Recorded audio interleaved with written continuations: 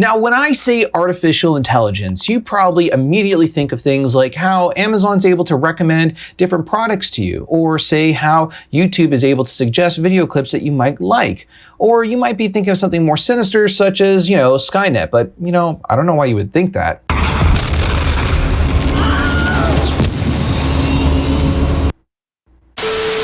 Okay, anyways, all jokes aside, today we're going to be looking at a plugin that uses artificial intelligence to be able to go ahead and help you set up your compression for your audio tracks. We're going to see how that works. But before we do that, like we always do, let's go ahead and roll that intro.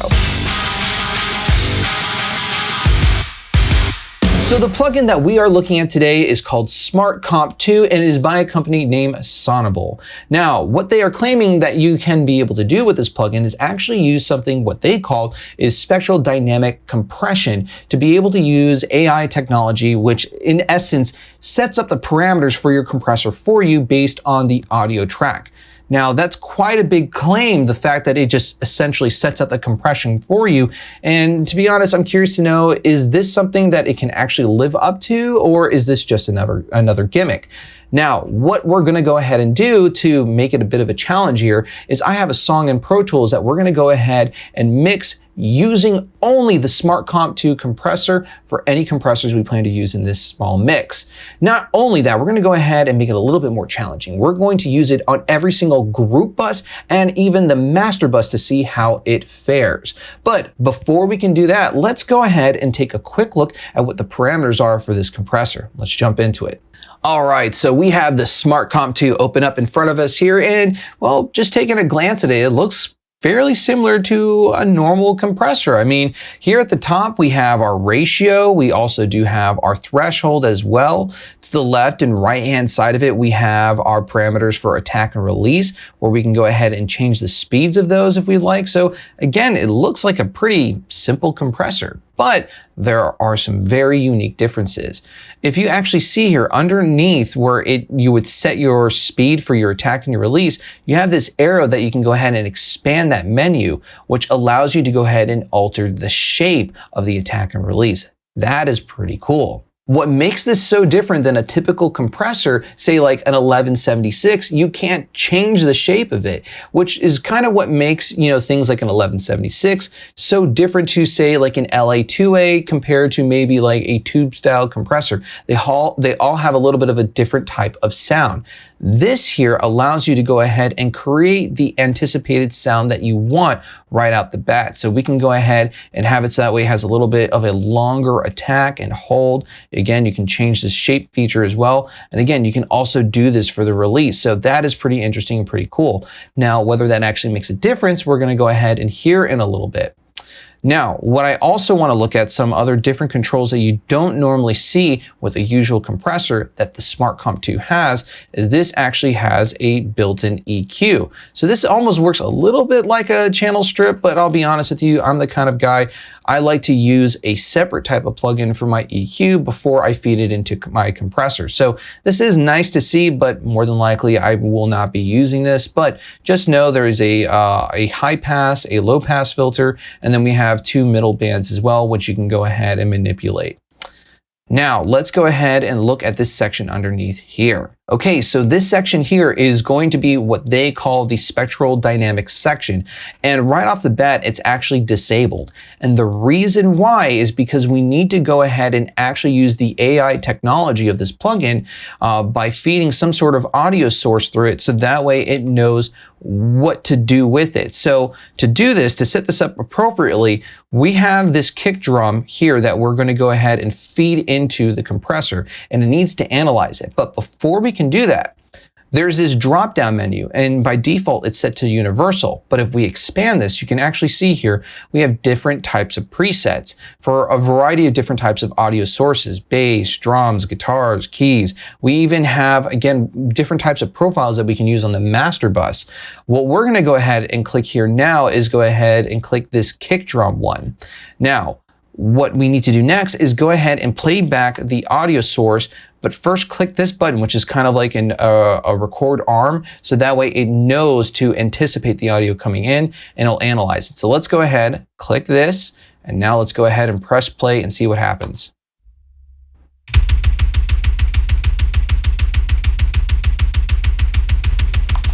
And that's it, it's done. You saw that bar loading up and now it's analyzed the audio source. Let's go ahead and play it back and hear what it's done now and see what that difference is.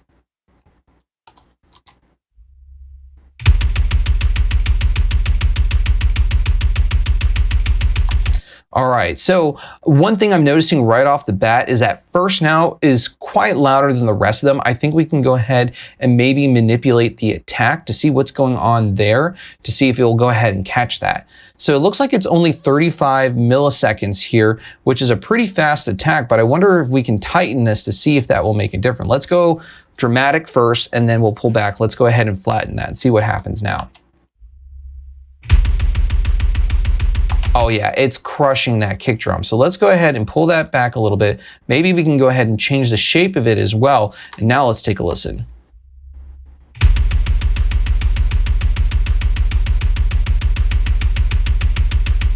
All right, let me listen to that one more time. All right, we can maybe even adjust the threshold a little bit more and see what happens.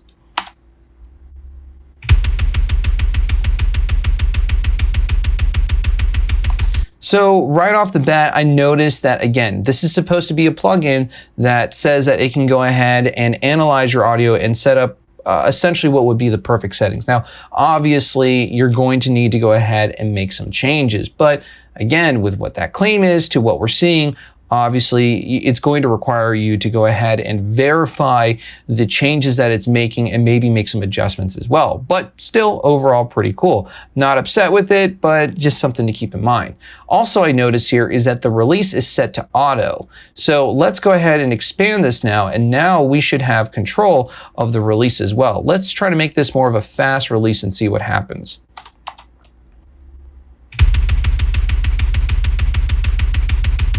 All right, so that is much quicker as well. Now, underneath here, you'll see that this section is now lighting up. This is actually showing the full dynamic range of what is being compressed here. So if I press play, you'll actually see this, actually being compressed and what's happening here.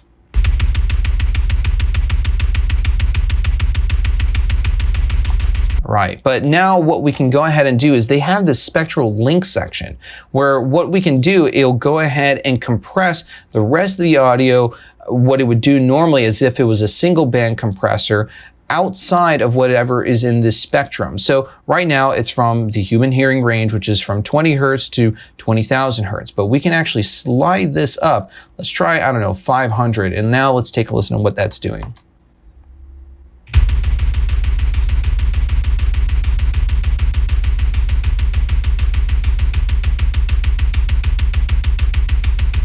So far, I find that to be more of a pleasant sound. I want to see if it still has that really loud first kick sound. Let's see if that's still happening.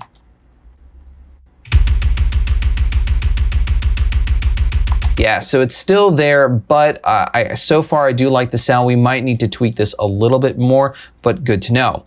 Now there's other parameters that we can go ahead and do as well. We do have this color feature here, which we can go ahead and make the compressor more dark or brighter sounding, which is nice. There's also this style feature where that way we can go ahead and keep it a very clean, transparent sound, or we can make it a little bit dirty. So let's try that. Let's hear what that sounds like.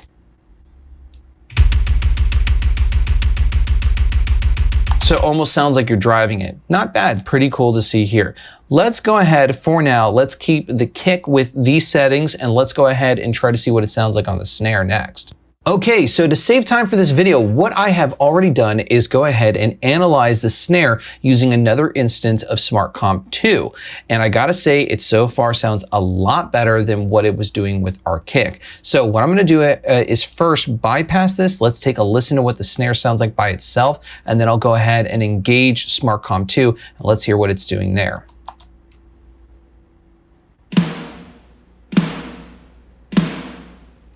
With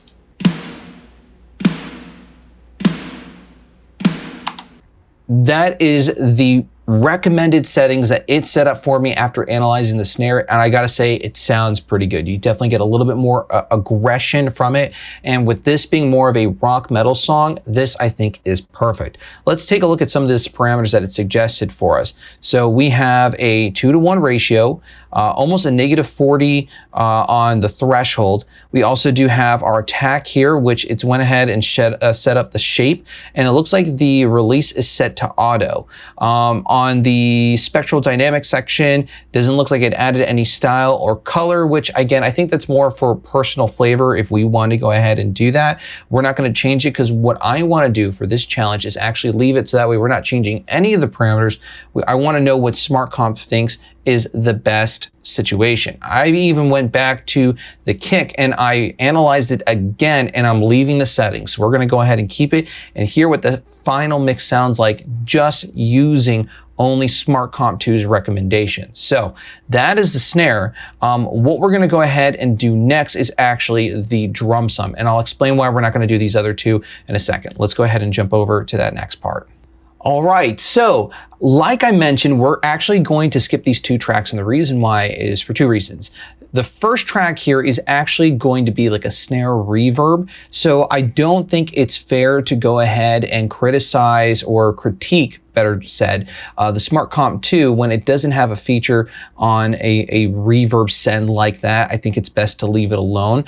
But the thing is with the cymbals here though, you can actually see here in the presets, there's no preset for that. Yeah, we have this hi-hat, but if it's trying to go ahead and apply artificial intelligence to, to a specific type of preset here, I don't know if it's going to work that well. Yeah, we could use universal, but I'm gonna go ahead and skip that because I think that's something that they could have included. Now, what I have done though for the mix is I just went ahead and set up the gain to where I think it is appropriate. We do have some EQ that's going on with it. So let's go ahead and take a moment to go ahead and listen to what this sounds like. I'm gonna go ahead and bypass this instance of the SmartComp 2 on the drum bus, which was on the default setting, so it wasn't doing any compression. And let's go ahead and take a listen to what these drums sound like just by themselves.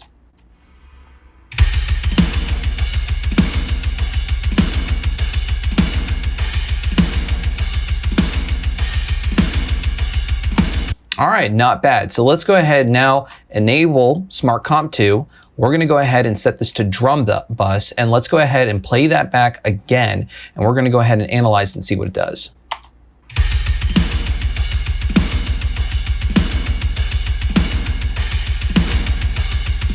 And already you can hear a difference. Let's go ahead and play it back from the beginning.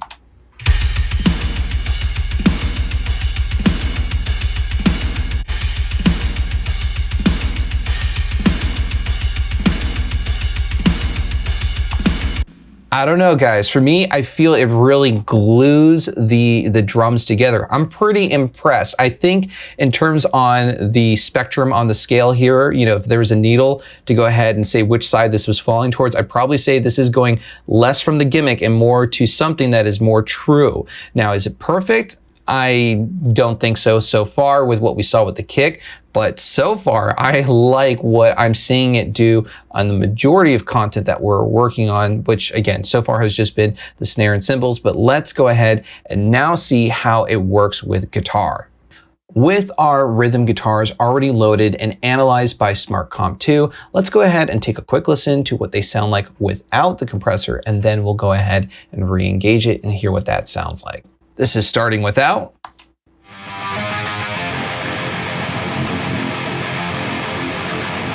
And with.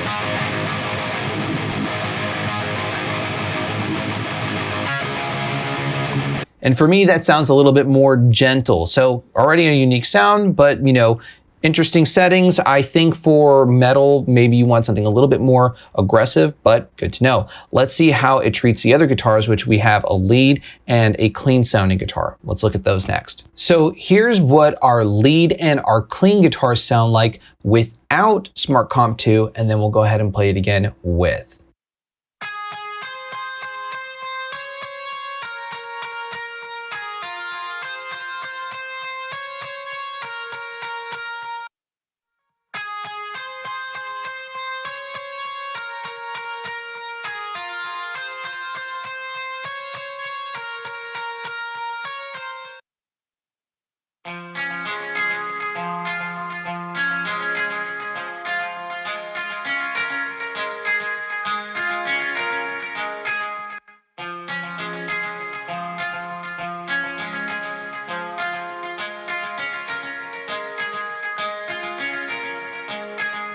All right, so as you can hear, what the SmartComp is doing is what I would describe as a very gentle type of compression, which could be great for a lot of use cases. However, for me, if I had my choice, I would probably drive this a little bit more with maybe a higher ratio, or really driving it with the threshold as well. Give it a little bit more character and, again, aggression for this song. However, we are going to go ahead and stand by what we said and keep the settings as they are for this challenge. So let's go ahead and now listen to what it's going to do on the rest of the audio sources that we have, which is going to be the bass and also some of the vocals. And then we'll go ahead and listen to the mix, and then lastly apply it to our mix bus. All right, let's go ahead and check that out.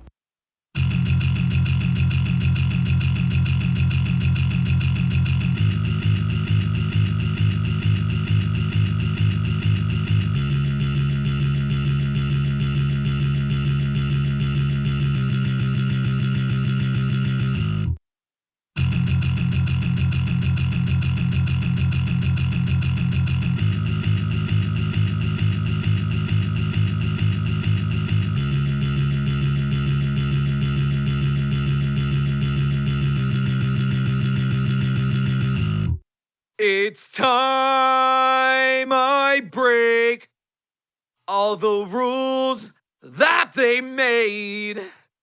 I'm done trying it their way. Today I'll make my name. I'll make my name. It's time I break all the rules that they made. I'm done trying it their way. Today I'll make my name. I'll make my name. Now that you've had a chance to listen to the SmartComp 2 across several different types of sound sources, it's now coming down to the time for us to be able to hear what it sounds like all together in a final mix. Now, one thing I'll say before I go ahead and play this is that there are some different types of tracks, such as the vocals, where I have a lot of duplicates or different vocals going on. So I just copied the settings over so that way they would stay the same. I did that too as well for some of the guitar parts as well. But aside from that, everything is the same. So now let's go ahead and hear what this sounds like in a final mix. Here we go.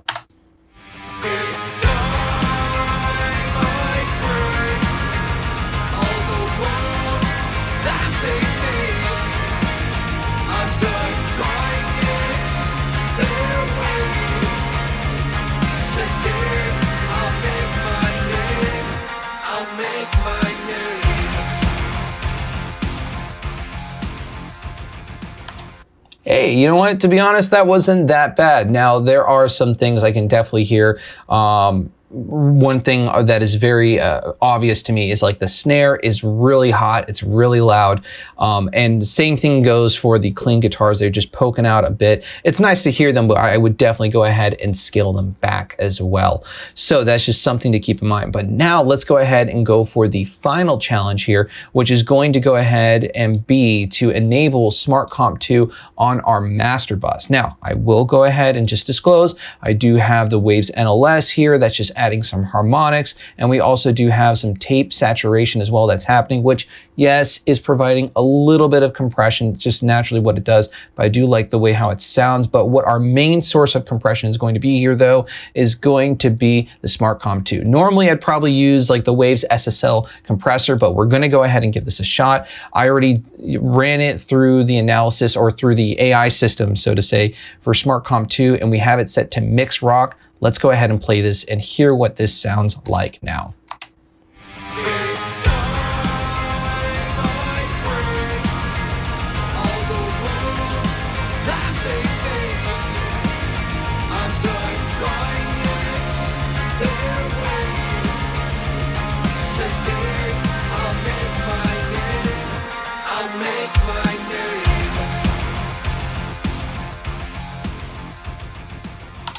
Okay, so it's doing something. That's the best way to describe it. It doesn't sound bad. I think because Not everything is balanced as it should be in the mix. Like I said, with the snare and those clean guitars, I think it's working against the compressor. It's kind of activating at certain times when it shouldn't be. So that's just something to keep in mind. Again, this was just more of a fun challenge, but to also kind of demonstrate what this can do if you are only using the AI system. Now, just imagine what you could do with this if you were able to go ahead and tweak the different settings to get the exact sound that you want. That's where I feel this can be very, very powerful. But let's go ahead and now move over to the conclusion section. So what do I think of the SmartComp 2? Well, I gotta say, I am pretty impressed. However, I think I tend to be a creature of habit. And when I listen to certain sound sources right off the bat, sometimes you just know what type of compressor you want to use. You want to go ahead and reach for an 1176, or you want to reach for a Fairchild, whatever those cases may be. And I feel a lot of engineers are like that, especially ones who are more seasoned. Now, if you're just starting out, this is a great opportunity for you to be able to use a tool like this and start to add it in your arsenal and use it as regularly as you'd like to. Now, again, talking about more of those seasoned engineers, that might be a situation where you have to assist them, or they have to be in the mindset to want to break a certain habit to use this. But regardless, it's really cool. I love the shape feature on the attack and release. And again, the fact that it has the ability to go ahead and analyze the audio and give you a starting point, I think is really, really good. I think it goes beyond what other plugins do, where you just put on a preset. Like, imagine this. This is where I feel like this plugin can be a real disruptor. Is like, imagine having an 1176 from Waves, but it had an analyze feature where it can go ahead and analyze the audio and then go ahead and set what the input or the thresholds should be. So that way, instead of just putting on, let's say, the Rock My Vocals preset, it's now also trying to give you a suggestion of what that threshold would be. That would be so cool. So anyways, the SmartComp 2, I do like it. Will I use it all the time? I think it will be sparingly, or specific situations, or when I want to try to have an idea of what type of compression, if I'm lacking a vision, so to say, on what I want to be doing for my compression, that's where this will be excellent. So anyways, this has been my review. I hope you've enjoyed it. And if you have, please do me a favor. Please consider subscribing, leaving a like. Put a comment down below. Let me know what you thought of this review and the challenge and the end result. And I have a ton more videos if you're looking for content similar to this. In fact, I've recently done a review on what I consider to be the best studio desk that you can purchase for under $600. Not only that, but I have another video that I've done on what I consider to be one of the best and most transparent preamps that you can buy, which is going to be the Grace M501. So if you're looking for more content like that, please go ahead and check out those videos. With that being said, we're finally here at the end of the video. Thank you so much. I deeply appreciate it. And like always, happy mixing.